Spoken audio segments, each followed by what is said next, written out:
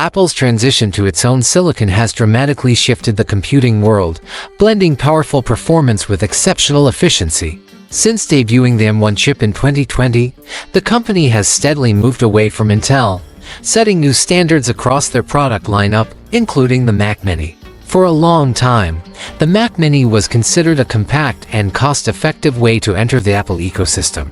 It kept a consistent design and rarely made headlines until the launch of the M1. That release marked a major milestone, as the new chip delivered performance levels far beyond what had been seen in such a small form factor. Suddenly, the Mac Mini wasn't just an entry-level device, it became a serious contender even compared to more premium desktops. Interestingly, even with this performance leap, Apple didn't change the external design. The aluminum casing remained the same, a minimalist shell housing a revolutionary internal shift.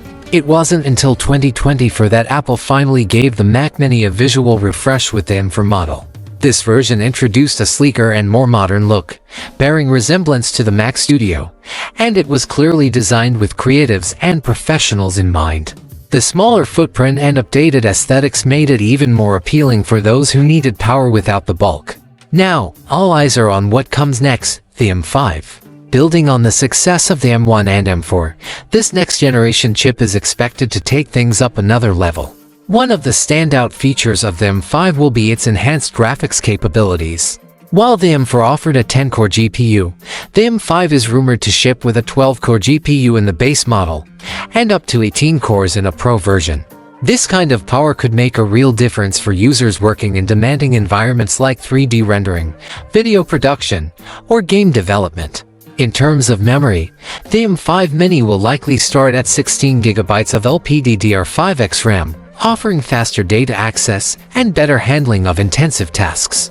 The Pro version is expected to start with 24 GB, with the possibility to configure even higher. Storage is getting a boost too, starting at 512 GB for the base model and 1 TB for the Pro, a noticeable improvement over the previous generation. Connectivity is another area of growth. The M5 is expected to feature Thunderbolt 5, bringing faster data transfer speeds and more robust support for high-resolution displays.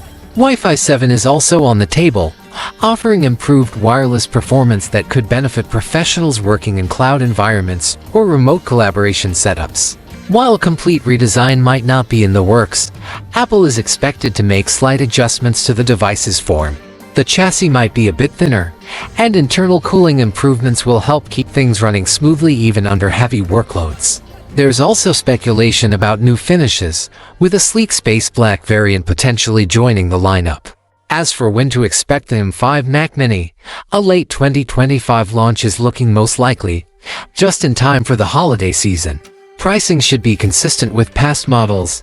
The base version might start around $599, while the Pro could begin at approximately $1,399. Fully loaded configurations, of course, will command a higher price.